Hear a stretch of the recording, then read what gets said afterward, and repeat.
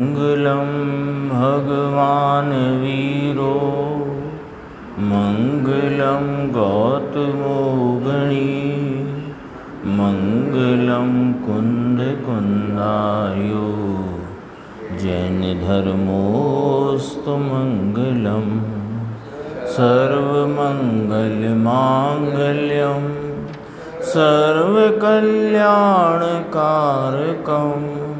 प्रधानं सर्वधर्माणां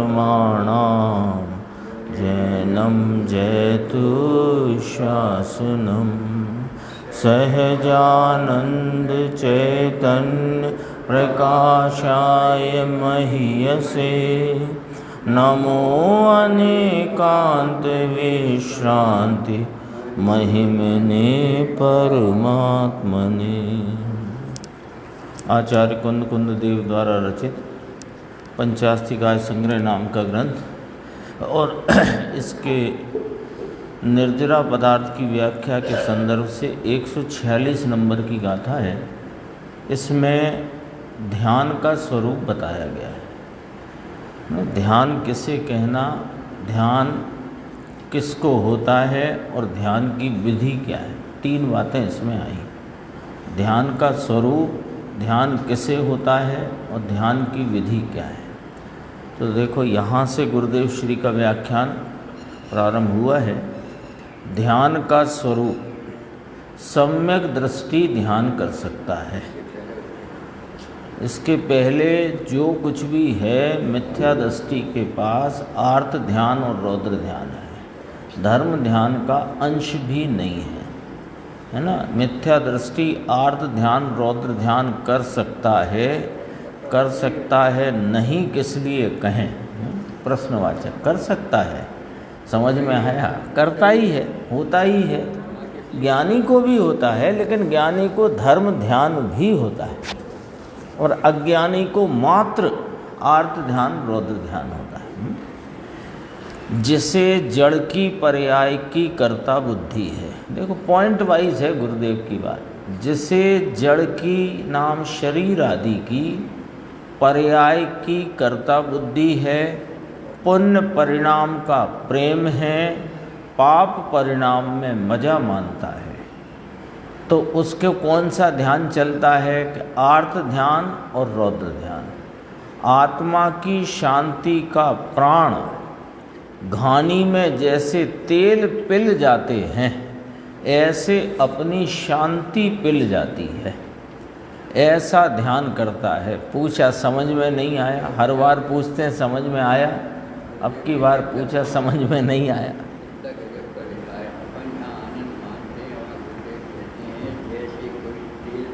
हाँ, ऐसे पिल जाता है।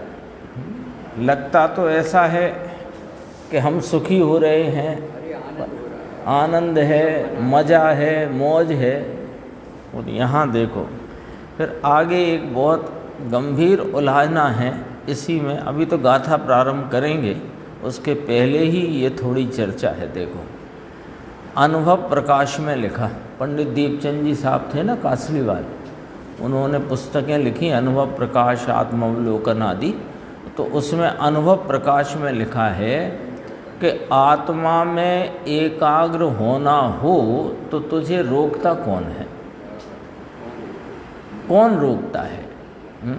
तेरा उपयोग और उपयोग स्वरूप तुम।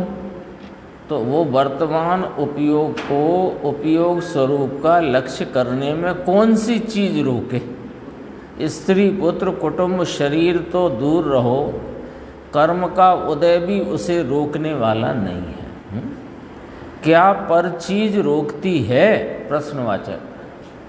बिल्कुल नहीं रोकती, ऐसा अनुभव प्रकाश में लिखा पंडित दीपचंद जी साहब ने। क्या लिखा? आत्मा में एकाग्र होना हो तो तुझे रोकता कौन है? 96 करोड़ तो सैनिक थे। अब देखो जरा बात, उलायना अपने लिए है। 96 करोड़ सैनिक, 96,000 गांव, 72,000 नगर थे, 48,000 पाटन और 16,000 देव सेवा करते थे चक्रवर्ती की। तो भी ध्यान का समय उन्हें मिलता था। हाँ, ये कहता हमें समय नहीं मिलता, समय ही नहीं है। आपको क्या पता हमें हमारी जान को कितने काम लगे हैं।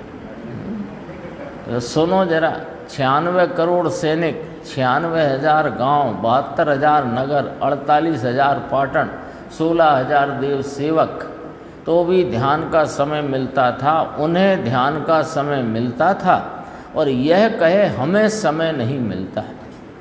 तेरे पास कितने नलिया है, नलिया समझते हो? पहले जो कच्चे मकान होते थे तो उनमें ऊपर वो छत बनती थी, खपरा, अपने यहाँ खपरा बोलते हैं ना, हाँ, खपरे की छत, खपरेल। तो खपरेल कैसे बोलते हैं कि वो ऐसा बांस के ऐसा डाल के उसके ऊपर खपरा लगाते। तो तेरे पास तो 96 करोड़ खपरा भी नहीं है। और तू कहता है मुझे निवृत्ति नहीं मिलती, और निवृत्त हो तो गप्पों में चढ़ जाता है। निवृत्ति नाम थोड़ा समय का अवकाश हो तो गप मारने चढ़ जाता है, ऐसा है और ऐसा है और ऐसा और ऐसा, आज पेपर में आया, ऐसा अमुक है, ऐसा है, जर्मन में ऐसा होता है, अंग्रेज़ों के ऐसा होता है। तेरे घर में क्या होता है? अब तो और व्हाट्सएप आ गया, पहले तो अखबार। और ये चर्चा तो बहुत, जर्मनी में आग लग गई, उनने उन पे हमला किया, इनने उनका किया।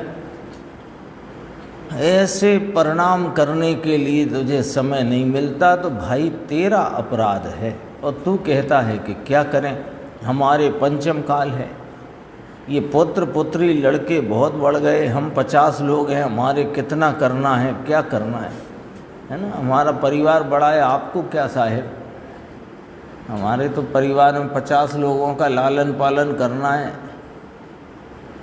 हमें कहाँ फुर्सत है। तो गुरुदेव ने फिर कहा क्या करना? तो मुमुक्षु ने कहा चिंता तो होती है ना साहब, परिवार है तो चिंता हो, परंतु धूल में चिंता करने से फेर फार हो जाएगा। क्या बोलो? चिंता होती है तो वो तो तेरा परिणाम उधर को दौड़ता है तो चिंता होती है।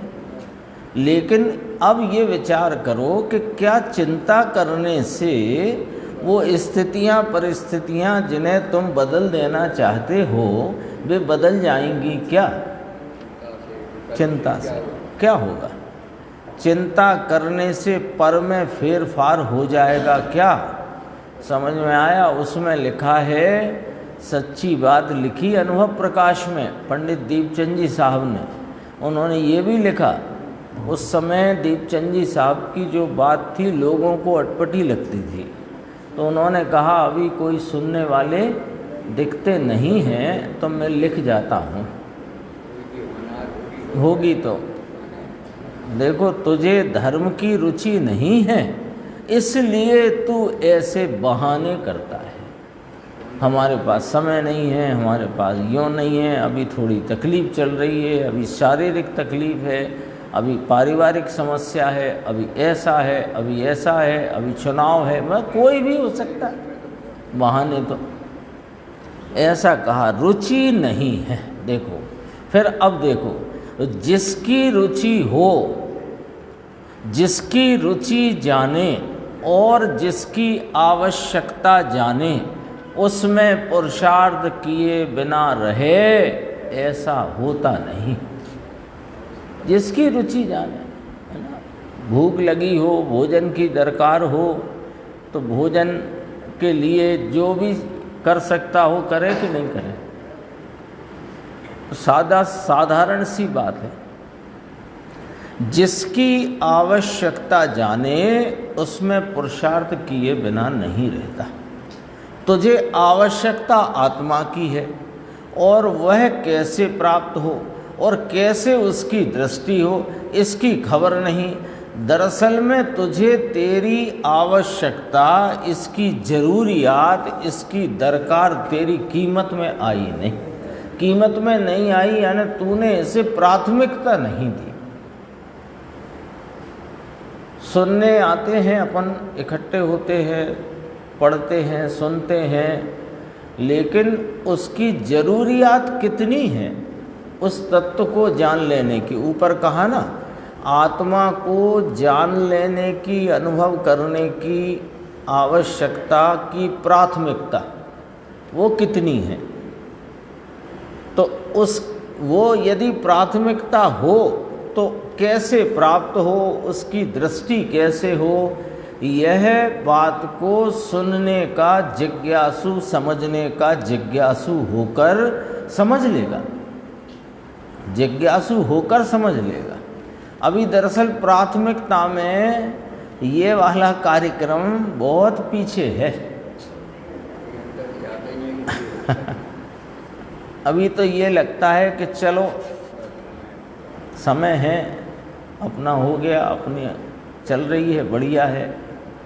कोई को ऐसा लगता है कम से कम 1 घंटे थोड़े घर गृहस्थी से थोड़े अलग विलग रहते हैं तो ठीक है। आवश्यकता के बिना तेरा पुरुषार्थ कहाँ से होगा। ना प्राथमिकता ही नहीं दी हमने अभी तक उस बात को, इस आत्मस्वरूप को जान लेने की, है ना। फिर ये गाथा का पाठ किया गुरुदेव ने और उसके बाद थोड़ी सी चर्चा करके प्रवचन फिर अगला आ गया, है ना। ये ध्यान की व्याख्या कर रहे थे कि ऐसे शुद्ध स्वरूप में, जो यह शुद्ध स्वरूप है, उसमें अविचलित चैतन्य परिणति पर्यायली, देखो अविचलित, चलित नहीं, ऐसी चैतन्य की पर्याय वह यथार्थ ध्यान है, उसका नाम ध्यान है। मैं ध्यान को ऐसे करूं और ऐसे करूं और ऐसे करूं, ऐसा है नहीं, है ना। पद्मासन में बैठना, आंखें बंद करना, फिर ध्यान नाभि की तरफ, फिर नाक की तरफ, ये कोई ध्यान की विधि नहीं है, ये ध्यान ही नहीं है। ध्यान के नाम पे यही चल रहा है ना आजकल, ये ध्यान है ही नहीं। ध्यान के इसलिए पहली पंक्ति, ये चैतन्य की पर्याय, उसका नाम ध्यान है, पहली पंक्ति। ऐसे करूं ऐसे करूं ऐसा है नहीं। फिर अगला प्रवचन आया गुरुदेव श्री का, उसमें बहुत विस्तार है, अपन देखते हैं। 9 अक्टूबर 64 का है। देखो, ध्यान के लिए पहले में पहली बात कि सबसे पहले तो सम्यक दर्शन प्रकट करना चाहिए। ये अर्थ में आएगी इसकी बात, फुटनोट है उसमें भी लिया। इसके पश्चात ये ध्यान की व्याख्या क्या है और कैसे होता है, माने सम्यक दर्शन के पश्चात होता है वो ध्यान, उसकी व्याख्या क्या है, कैसे होता है, ये यहाँ आचार्य भगवान को बताना है। क्यों बताना है कि निर्जरा तत्व की व्याख्या चलती है। निर्जरा का मूल जो साधन है वो स्वयं आश्रित ध्यान है, इसलिए ध्यान की व्याख्या यहाँ करते हैं। मूल कारण क्या, हेतु क्या, तो पहले द्रव्य गुण पर्याय, यहाँ से शुरू होगी बात। बोलो, नहीं ये बात गंभीर है। पंडित गोपाल दास जी वरैया ने जो जैन सिद्धांत प्रवेशिका लिखी, उसमें पहले 3 प्रश्न यही हैं, है ना। वहाँ प्रश्न ये नहीं डाला कि 5 परमेष्ठी कौन होते हैं, पहला प्रश्न ये डाल देते, अरिहंत का स्वरूप डाल देते, सिद्ध का स्वरूप डाल देते। पहला प्रश्न क्या डाला, द्रव्य किसे कहते हैं, विश्व किसे कहते हैं, वहाँ से द्रव्य की बात होती ना। फिर द्रव्य क्या, गुण क्या, पर्याय क्या। तो यही बात प्रत्येक ज्ञानी इधर से शुरू करते हैं बात को, यानी अपने को आत्मा जानना है, आत्मा का अनुभव करना है, उसका श्रद्धान प्रतीति और ध्यान करना है। तो उसके लिए पहले में पहली बात करी, पहले द्रव्य गुण पर्याय प्रत्येक आत्मा और प्रत्येक परमाणु का स्वतंत्र है। प्रत्येक आत्मा का द्रव्य गुण पर्याय स्वतंत्र, प्रत्येक परमाणु का द्रव्य गुण पर्याय स्वतंत्र। समझ में आया। अपना द्रव्य वस्तु, उसके गुण और उसकी पर्याय अंदर होती है जो अवस्था, वह अवस्था स्वयं से स्वतंत्र है। कितनी सारभूत बातें हैं, सारभूत बात। न गुरुदेव की शैली कभी ऐसी नहीं रही कि पहले ऐसा इतना इतना समझा तो फिर इसे डिलीट करके आगे बढ़ाएंगे। उनकी शैली में कोई बात ऐसी आती नहीं व्याख्या में कि जैसे बाद में हटाना पड़े, है ना। सामान्य ऐसे होती है ना, अभी तो यहाँ तक तो होन दो, यहाँ तक तो होन दो, वो वाली शैली नहीं रखी। जेल में भी गए प्रवचन करने तो वहाँ अपराधियों से, भाई अपराधी हैं, बंद हैं तो अपराधी हैं, अपराध सिद्ध है तभी तो सज़ा काट रहे हैं। तो कहा अपराध का मूल अज्ञान है, वहाँ से बात शुरू करी उन्हें तो ऐसा उपदेश देते कि भैया तुम सब हिल मिल के रहो, आपस में क्यों झगड़ा करते हो, ऐसे तुम्हें किसी के वस्तु चोरी नहीं करनी चाहिए, तुम्हें किसी के चीज़ पर नीयत खराब नहीं करनी चाहिए, यूँ नहीं करना, यूँ नहीं करना, ऐसे नहीं। ये कुछ कहा ही नहीं। अपराध का मूल अज्ञान है, यहाँ से बात शुरू करी। बोलो क्या है कि ज्ञानियों की दृष्टि और उनकी विवेचना का दृष्टिकोण दोनों जगत से न्यारे होते हैं, जगत से ही अलग होते हैं। क्योंकि जगत तो जगत की रीति से चल रहा है, उससे तो अलग ही होंगे ना। दृष्टि भी, दृष्टिकोण भी और व्याख्या भी उसी दृष्टिकोण से। देखो अपना द्रव्य यह मैं आत्मा वस्तु, इसके अनंते गुण ज्ञानादि अनंते गुण, और उसकी होती है अंदर माने मेरी सत्ता में, अंदर माने मेरी सत्ता में। क्या अवस्था, कैसे, स्वयं से स्वतंत्र है। अरे वो अवस्था स्वद्रव्य से भी बंधी नहीं है, पर द्रव्य की तो बात छोड़ो।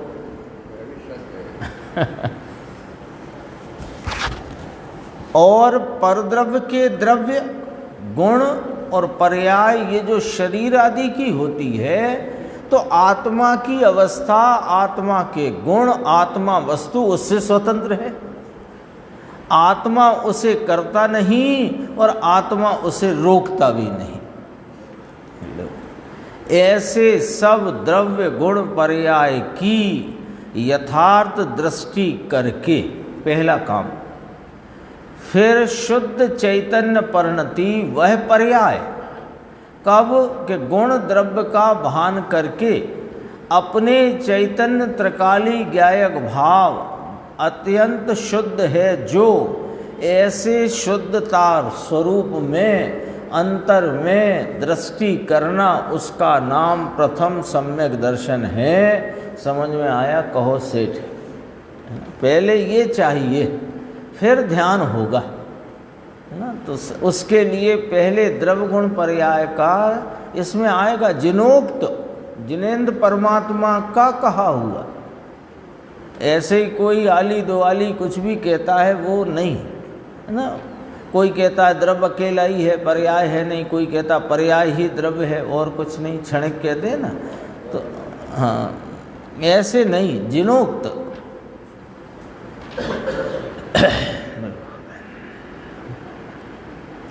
ये लोग कहें देह की क्रिया नहीं कर सकता, ऐसा नहीं कर सकता, ये तो भाई सत्य तो ऐसा ही है। अब थोड़ी और कठिन बात गुरुदेव ने ली, चूँकि अपने ख्याल में आना चाहिए, इसलिए अपन इसको यहाँ पढ़ते हैं। देखो, तारण स्वामी तो कहते हैं कि जो जनरंजन के लिए कथा करेगा वह मूढ़, मूढ़ तो पहले एक दिन और आ गया यही शब्द है। जो जनरंजन के लिए कथा करेगा, कथा करेगा माने कथनी करेगा, व्याख्या करेगा, व्याख्यान करेगा, वह मूढ़ निगोद में जाएगा, ऐसा कहते हैं। यानी वस्तु स्वरूप की बात करे नहीं और जनरंजन हुए, लोगों को अच्छा लगे, राजी रहें, खुश होएं, उनको 1 घंटे बोरियत ना होए और 1 घंटे बाद कहें कि वाह वाह कितना अच्छा था,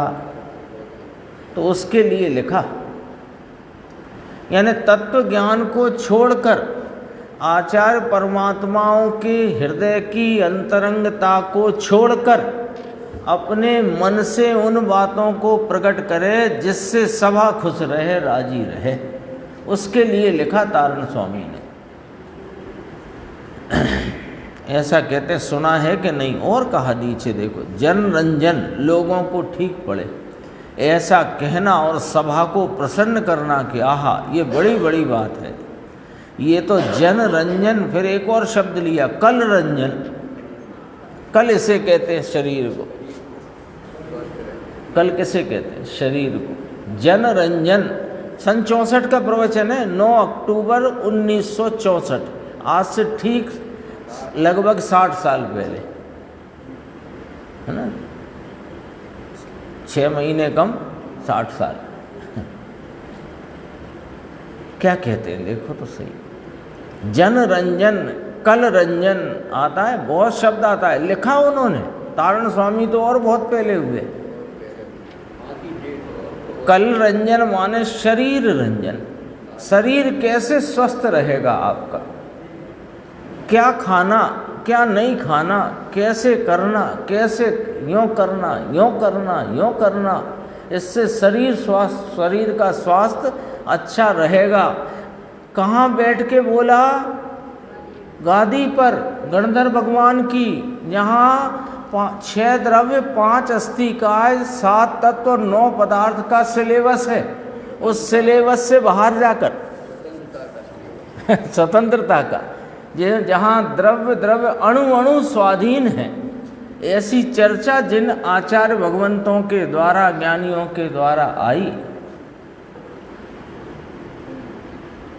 देखो गुरुदेव कहते मैं भी नहीं कहता ये वाली बात, ये तो तारण स्वामी कह गए। कल रंजन, शरीर रंजन, जन दुनिया। अरे दुनिया को क्या तुझे साथ लेना है? दुनिया तो तुझसे पर वस्तु है। वह प्रसन्न कहाँ से होगी? वह तो अनादि से अज्ञानी है। अज्ञानता में प्रसन्नता का प्रवेश नहीं होता।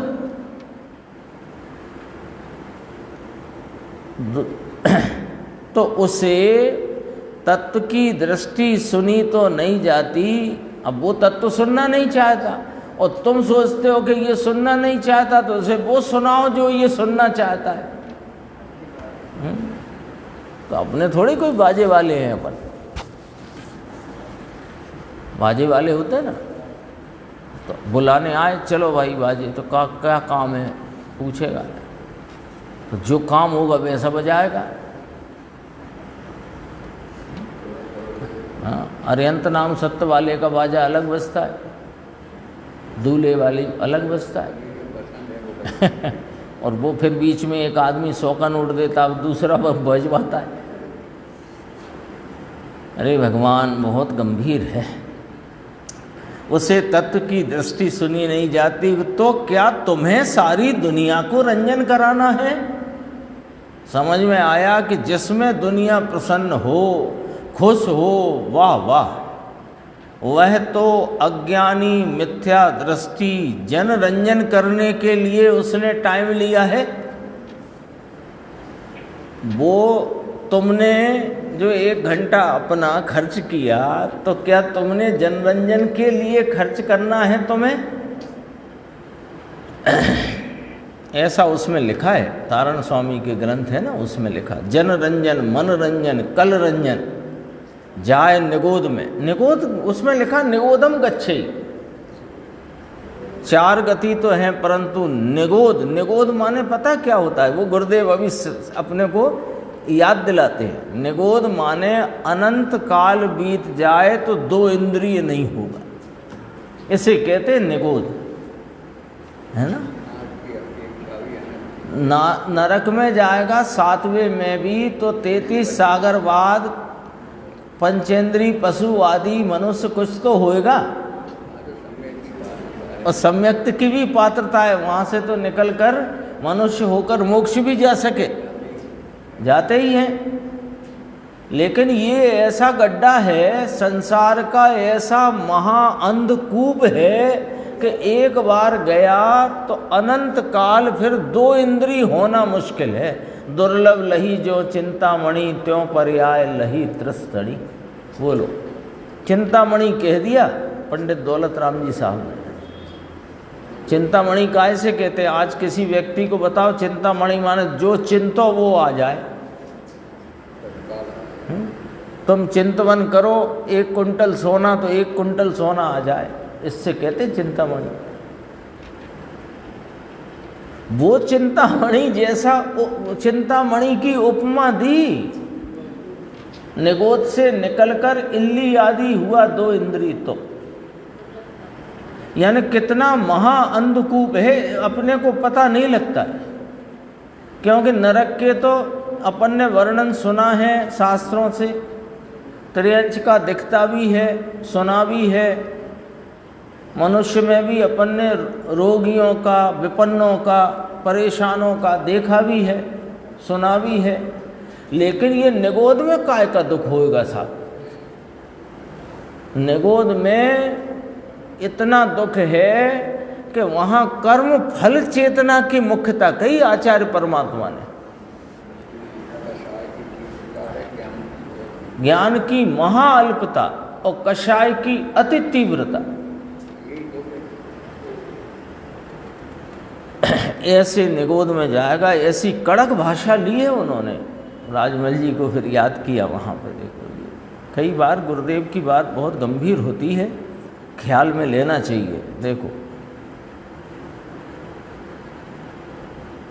यहाँ से देखना है जरा, नहीं तो वो नहीं समझ में आएगा।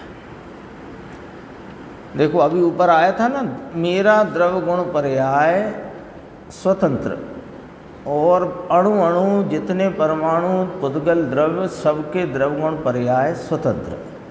तो कोई किसी का कर नहीं सकता, वाणी नहीं कर सकता, देह की क्रिया नहीं कर सकता। ये क्रिया होगी, कौन सी होगी? होने वाली है वह होगी।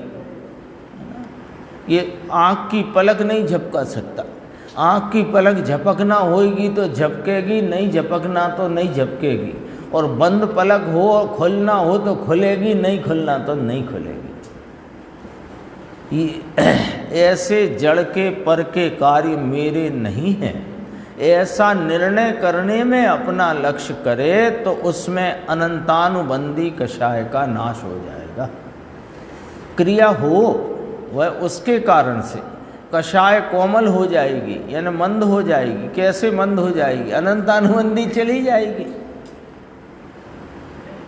बाकी मंद करने से कोई नहीं, वो तो फिर तीव्र हो जाएगी।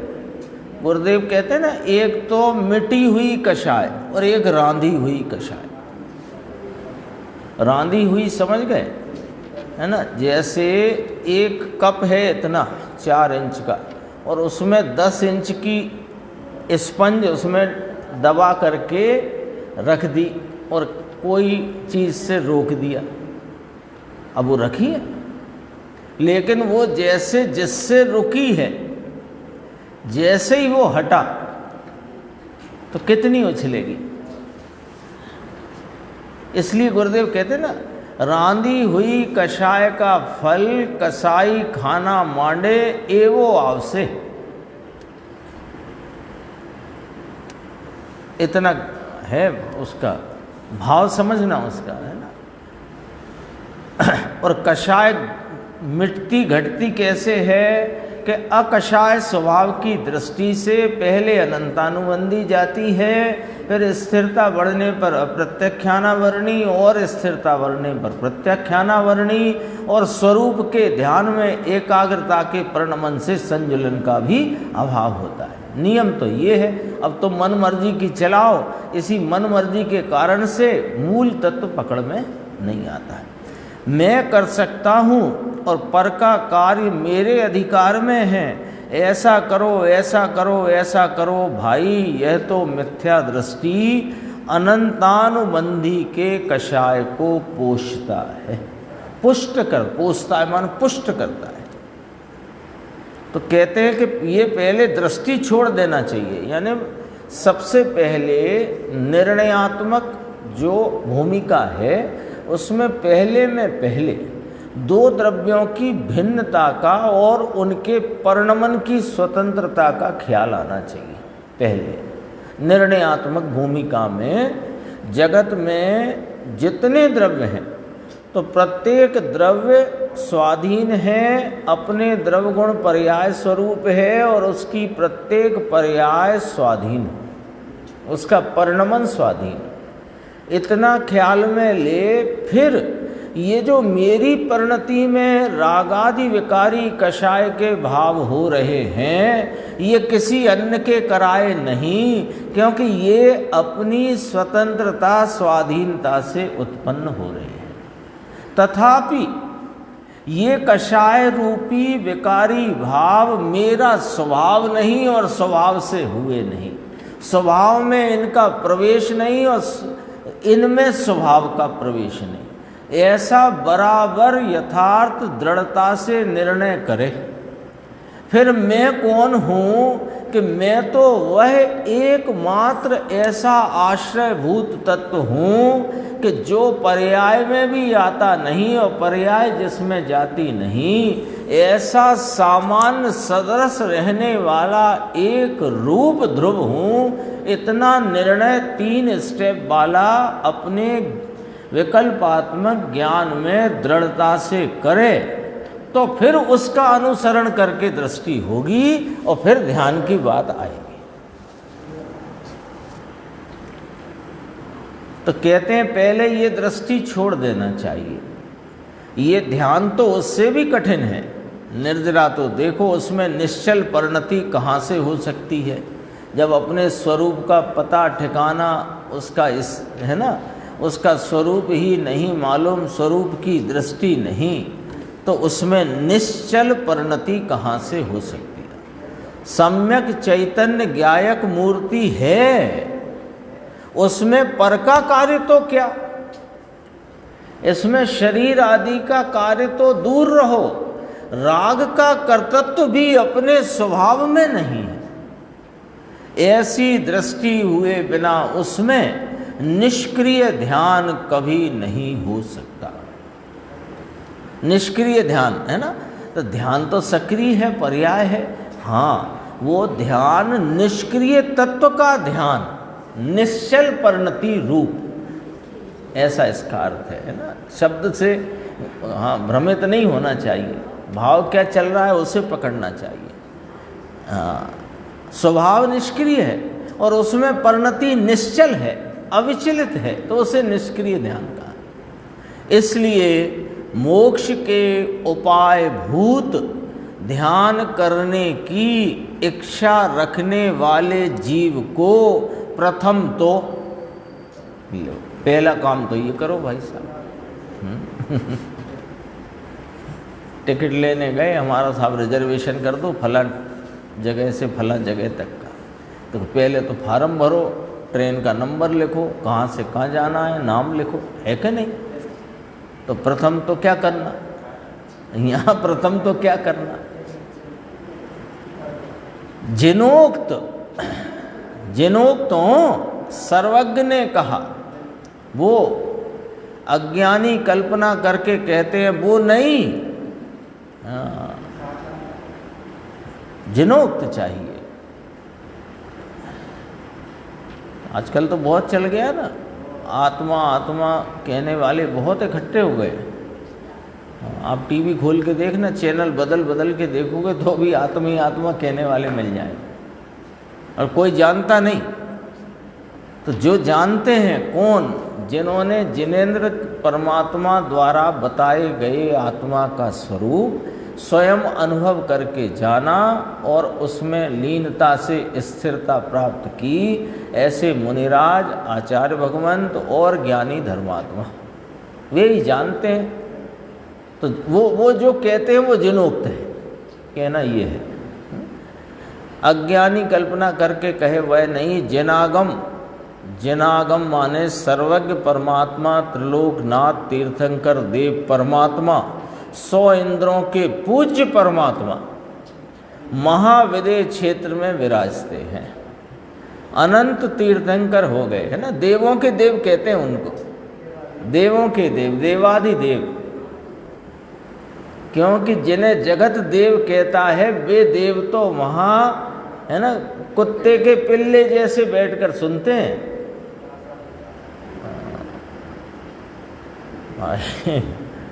उन्होंने जो द्रव्य गुण पर्याय कहे उन्हें जानना चाहिए।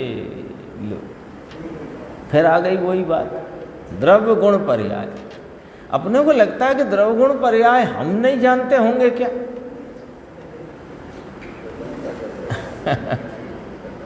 जब तक पर्याय से रहित और गुण भेदों से रहित द्रव्य की दृष्टि नहीं हुई तब तक तुम ना द्रव्य जानते, ना गुण जानते, ना पर्याय जानते।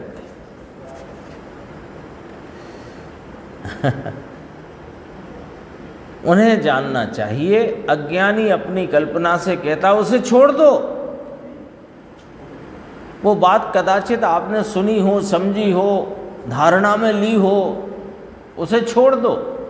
जो जिनागम कहता है नाम जिनोक्त सर्वज्ञ परमात्मा के द्वारा बताया गया द्रव्य गुण पर्याय का जो स्वरूप है उसे बराबर समझना, जानना, निर्णय करना और उसमें पर्याय के भेद को लक्ष्य में से छोड़कर गुण भेद के लक्ष्य को भी छोड़कर एक अखंड अभेद द्रव्य स्वभाव की दृष्टि करना, तो सम्यक दर्शन प्रकट होगा।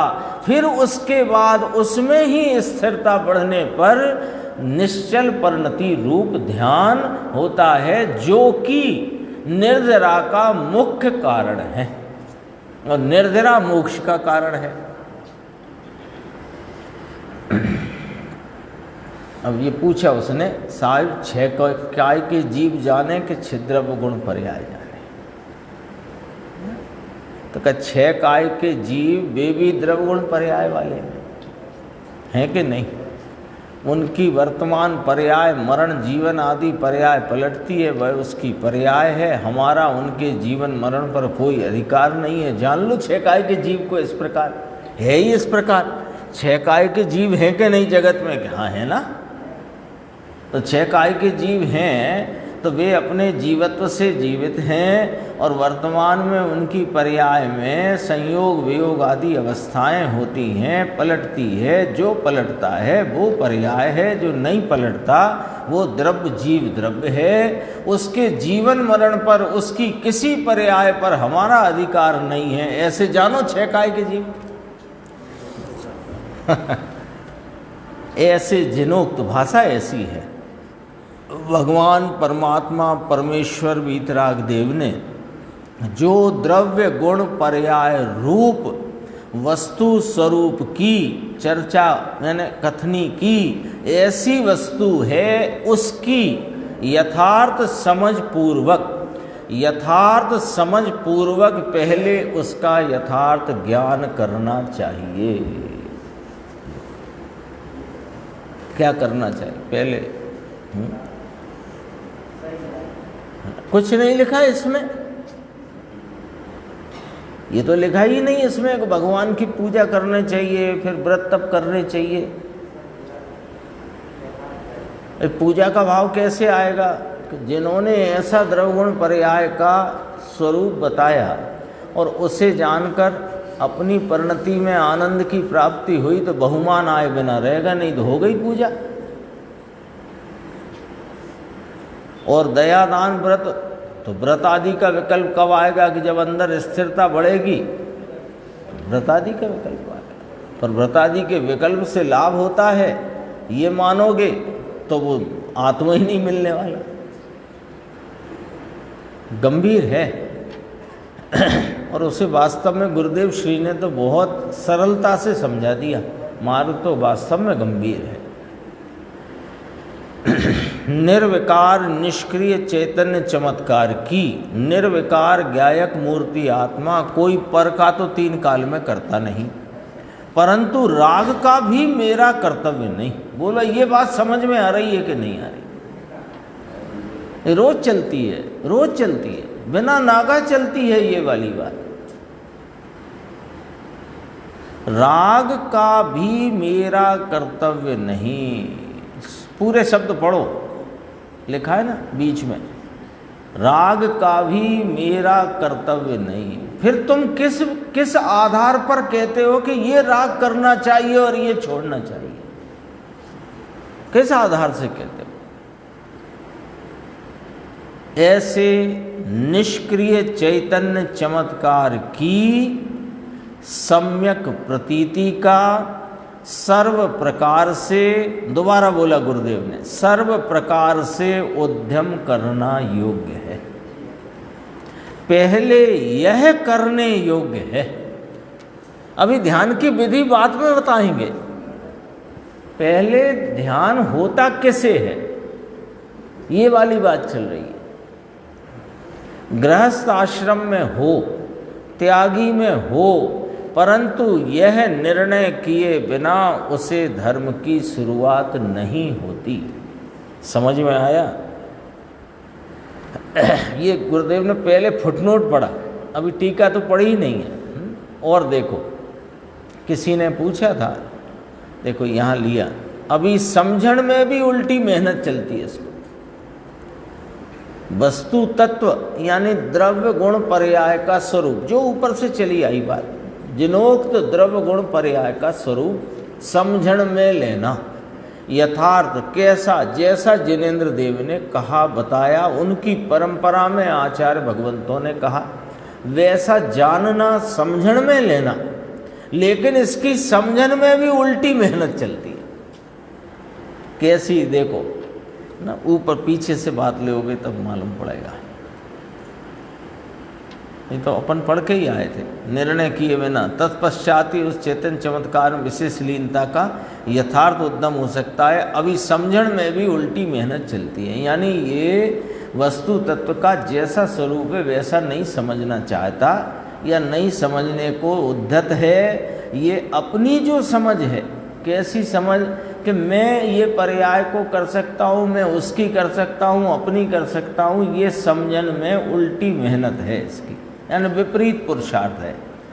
8 वर्ष की बालिका ऐसे समझकर, द्रव्य गुण पर्याय को समझकर सम्यक दर्शन प्राप्त करती है। समझ में आया? आत्मा है ना, मस्तिष्क स्पष्ट होना। मस्तिष्क अर्थात क्या कि ये जड़ मस्तिष्क, ये तो मिट्टी है ना। अब वो तो बोलने में आया गुरुदेव को, है ना, ऐसे बोलते हैं ना। यहाँ कहना गुरुदेव को दृष्टि तो बाद में होगी, पहले उसको बुद्धि गम्य तो करो। द्रव्य क्या, गुण क्या, पर्याय क्या। पर्याय भेद देखना वो व्यवहारने का विषय है, गुण भेद देखना व्यवहारने का विषय है। जो अपना ज्ञायक भगवान सामान सदृश वो निश्चयने का विषय है। ऐसा बराबर समझना, तो ये समझना बुद्धि गम्य तो करो, इतनी बात को। फिर कहा ये मस्तिष्क शब्द लिया ना, बुद्धि कहो, मस्तिष्क कहो, दिमाग कहो, ये तो मिट्टी है। तो अब देखो गुरुदेव की, अब बहुत गंभीर पंक्ति है, बहुत ध्यान से सुनना। अपनी ज्ञान की नज़र में स्पष्टता चुस्तता होनी चाहिए। चुस्तता शब्द आया, उसका भाव समझो। चुस्तता यानी चुस्त किसे कहते हैं कि एकदम फिट, जैसा है वैसा और दृढ़ता से, उसका नाम चुस्तता। ज्ञान की नज़र में, अंदर ज्ञान की नज़रें, ज्ञान की नज़रें यानी ज्ञान की वर्तमान नज़र, यानी ज्ञान की वर्तमान पर्याय, उसमें स्पष्टता शुद्धता दृष्टि की आना चाहिए। पर मेरा कार्य नहीं, पर जो है होता जो कुछ भी वह मेरा कार्य नहीं। पूरी दुनिया हो तो भी कि ओहो वह उसके कारण से होता है, मेरा किंचित कार्य नहीं है वह। समझ में आया? ऐसी चुस्तता चाहिए, स्पष्टता चाहिए, चुस्तता चाहिए, तो शुद्धता प्रकट होती है। मुझ में, अगली बात, ये तो अभी परद्रव्यों से भिन्न कराया, अब आगे की सुनो। मुझ में राग आदि होते हैं, वह भी पुण्य पाप का तत्व है, वह भी मेरा कार्य नहीं, आजीविका नहीं, और पुण्य पाप के विकल्पों में भी मेरा कार्य नहीं। मैं तो चैतन्य चमत्कार मात्र वस्तु हूँ। ऐसी प्रथम में प्रथम सर्व प्रकार से प्रयत्न करके, उद्यम करके सम्यक प्रतीति प्रकट करना चाहिए। कर्तव्य रख दिया सामने।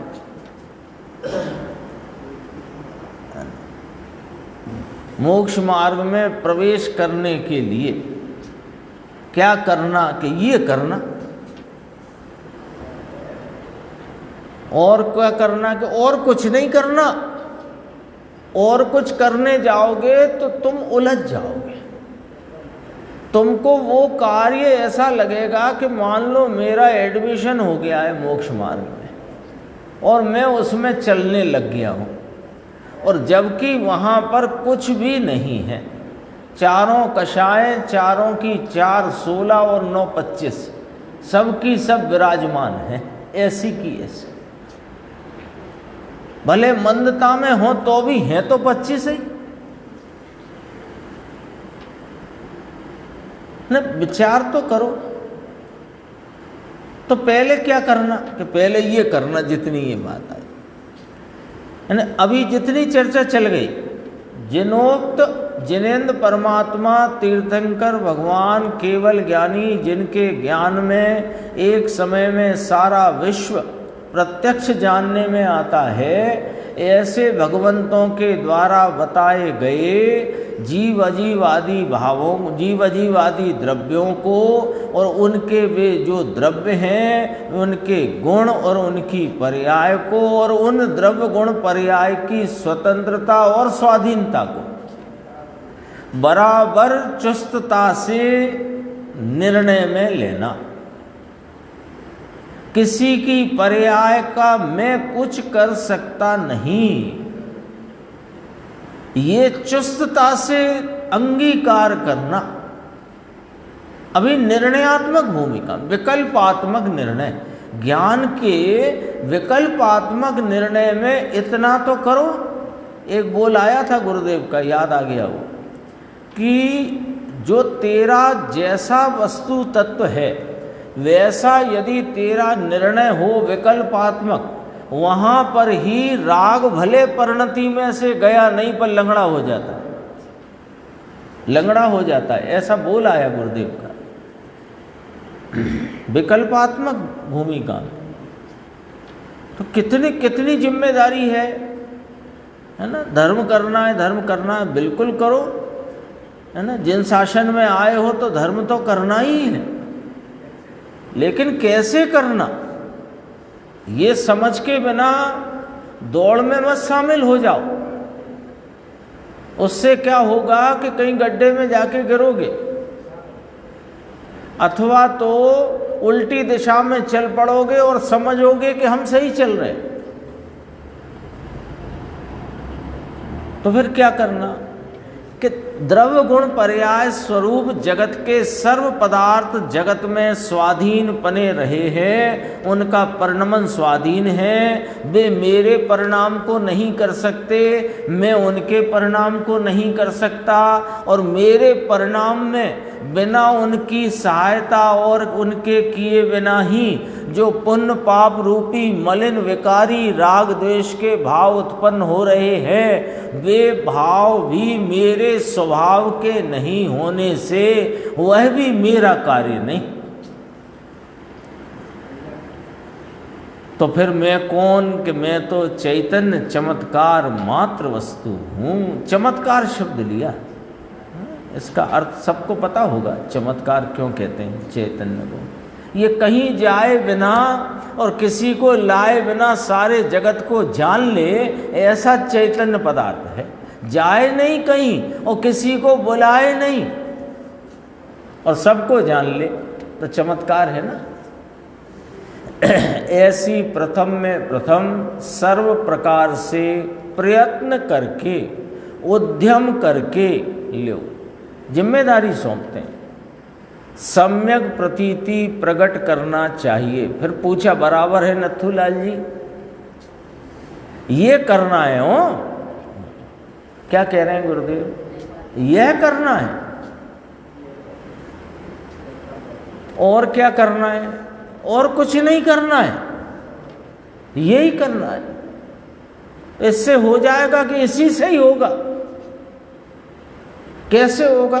सात स्वाध्याय से। आप तो मना कर रहे थे सुबह, सात स्वाध्याय से नहीं होगा। स्वाध्याय से दृष्टि नहीं होगी, स्वाध्याय से तत्व का परिज्ञान होगा। और जैसा ज्ञान निर्णय में अवधारित किया वैसा जब उपयोग अनुसरण करेगा तो होगा। शास्त्र के अनुसरण में नहीं होगा, ये कहना है। देवशास्त्र गुरु के अनुसरण में नहीं होगा। देवशास्त्र गुरु ने जैसा यह बताया उसके अनुसरण में होगा। व्यापार करने की यहाँ इनकार करते हैं। बाहर का तो कर सकता नहीं, परिणाम कर सकता है। कैसे? राग द्वेष के भाव कर सकता है, पुण्य पाप का शुभ अशुभ भाव कर सकता है, परंतु उसे निर्णय करना चाहिए कि शुभ अशुभ, देखो उसे शुभ अशुभ भाव छोड़ देना चाहिए, ये नहीं लिखा। बात को समझो, उसकी गंभीरता समझो। ये लिखा ही नहीं ये शुभ अशुभ भाव छोड़ देना चाहिए। तो छोड़ना नहीं है कि छोड़ने हैं, लेकिन पहले नक्की तो करो कि वे विकार हैं, वे मेरा स्वभाव नहीं, मेरे किए होते नहीं, मैं उन्हें करता नहीं, उनका अभाव भी करता नहीं।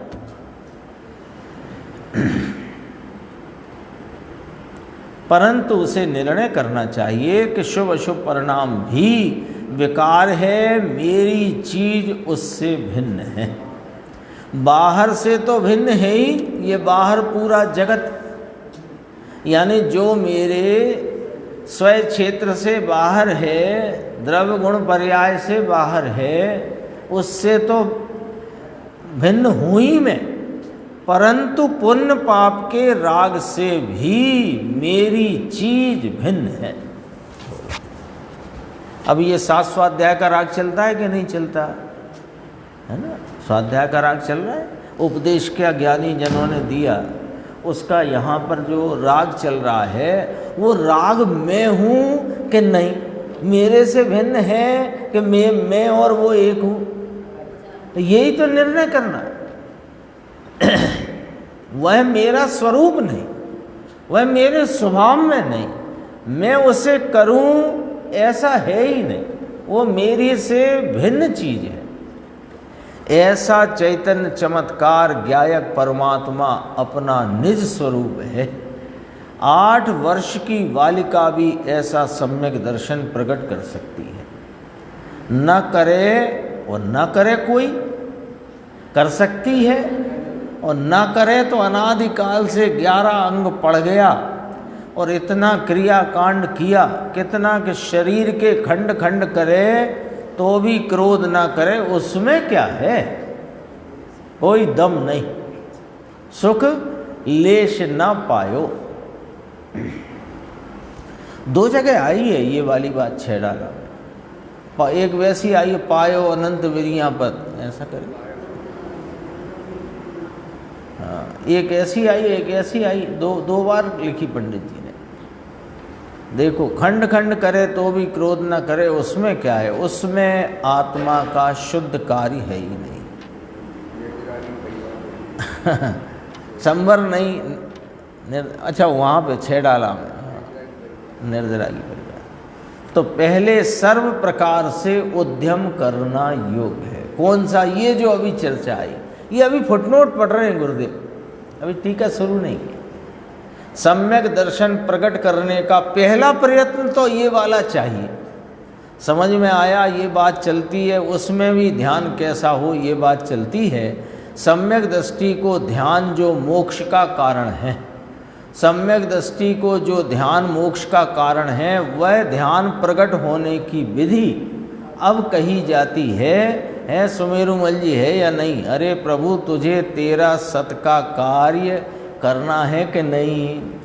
सत का है ये सत्ता, ये ज्ञायक सत्ता का हो, उल्टा तो अनादि से मान्यता में करता, वस्तु उल्टी नहीं हुई। वस्तु अपने चैतन्य सत को छोड़कर कोई अचेतन पने को प्राप्त नहीं हुई, विकार को प्राप्त नहीं हुई, मान्यता में गड़बड़ी है। सूझ पड़ती नहीं, सूझ नहीं पड़ती इसको क्या करना है। अब ये विधि की चर्चा अपनी चलेगी, अपन आगे की स्वाध्याय में से